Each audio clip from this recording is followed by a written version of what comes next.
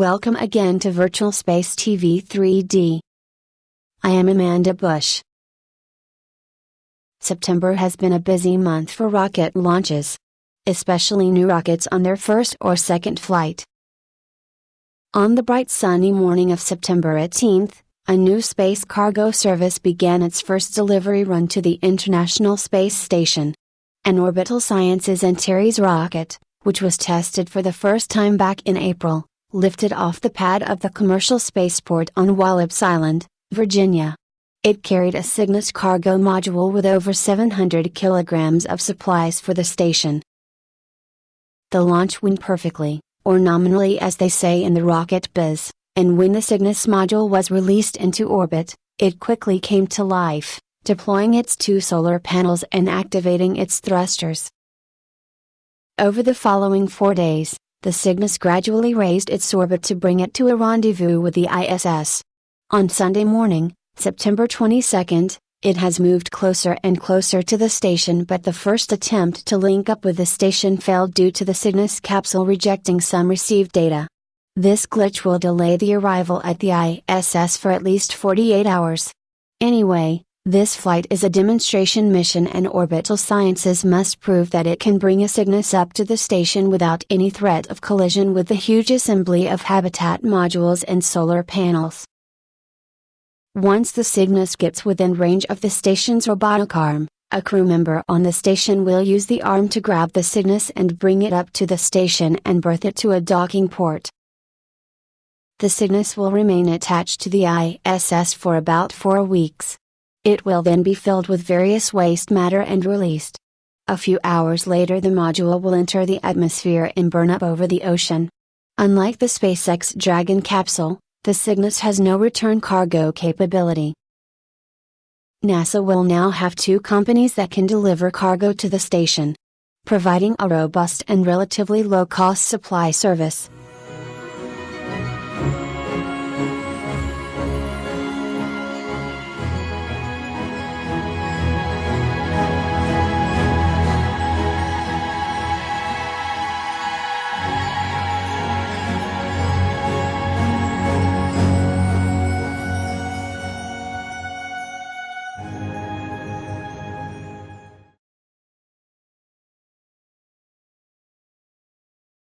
Just about 10 days before the Antares launch, Orbital Sciences launched another big rocket from the shore of Wallops Island. The first launch of the Minotaur 5 carried NASA's Lunar Atmosphere and Dust Environment Explorer, or LADEE spacecraft. LADEE will orbit the Moon and spend several months investigating the extremely thin atmosphere and dust above the Moon's surface. The night launch was spectacular and could be seen as far away as New York City. The 5 solid fuel stages each fired and separated just as needed to begin LADEE's trip to the Moon. In a now famous NASA photo of the liftoff, an adventurous frog is seen making one giant leap towards space alongside the Minotaur. It was probably the frog's last jump, but it was a spectacular one. Now let us watch parts of the NASA video explaining the LADEE mission in more detail.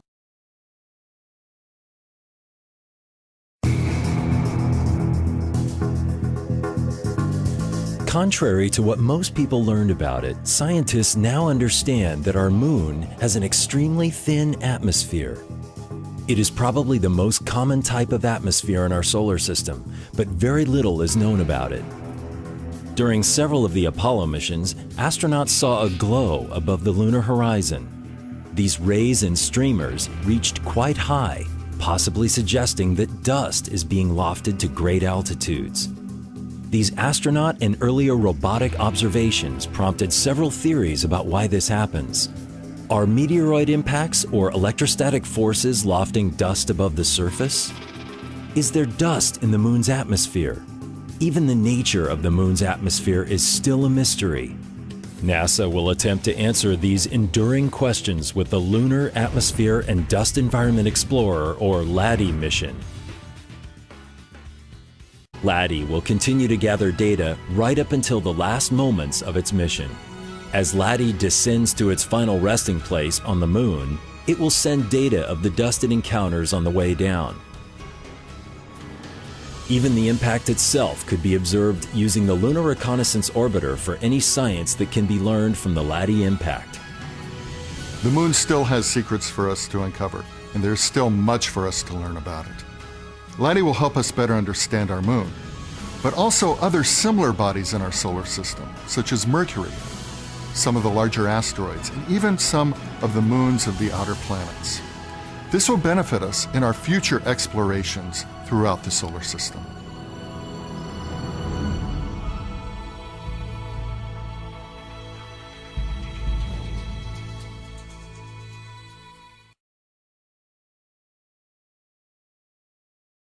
Last April, Virgin Galactic's SpaceShipTwo was slung beneath the White Knight 2 plane and carried to an altitude of 15 kilometers where it was dropped. The spaceship fired its motor for the first time in flight and it exceeded the speed of sound. The motor burned for just about 15 seconds and then the vehicle glided back to the ground. It was expected that Virgin and its partner Scaled Composites would proceed to fly the SpaceShipTwo at least once a month, going a bit faster and higher each time until it reaches the target altitude of 100 kilometers. However, there were apparently some bugs seen in the system and no powered flights took place all summer. Then on September 5 the White Knight 2 and the SpaceShipTwo rolled out and went for another flight. This time the hybrid motor fired for 20 seconds and the SpaceShipTwo reached Mach 1.43 and an altitude of 21 kilometers. After the motor ceased its burn, the wings of the SpaceShipTwo were raised to give the vehicle a V-shape that allows it to behave like a badminton shuttlecock as it falls through the atmosphere. This feathering action, as Bertrand calls it, provides safe, hands-free return of the vehicle. The wings were returned to the standard position and the SpaceShipTwo glided to a safe landing. With this successful test, we can hope to see the vehicle begin regular flights, perhaps monthly. They must get the testing on track soon if they are to achieve Richard Branson's goal of flying ticketed passengers in 2014. Nearly 700 people have purchased tickets for SpaceShipTwo adventure rides to space, but not so famous Captain Kirk. He seems to be afraid of riding this spaceship, according to Richard Branson. I can't wait to get up there.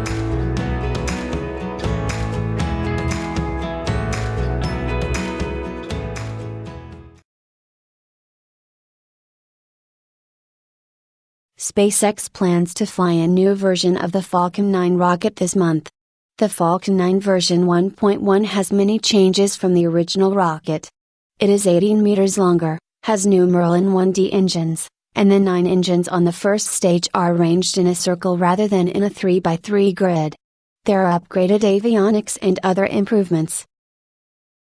This flight will deliver a satellite to orbit rather than a Dragon capsule as in previous flights.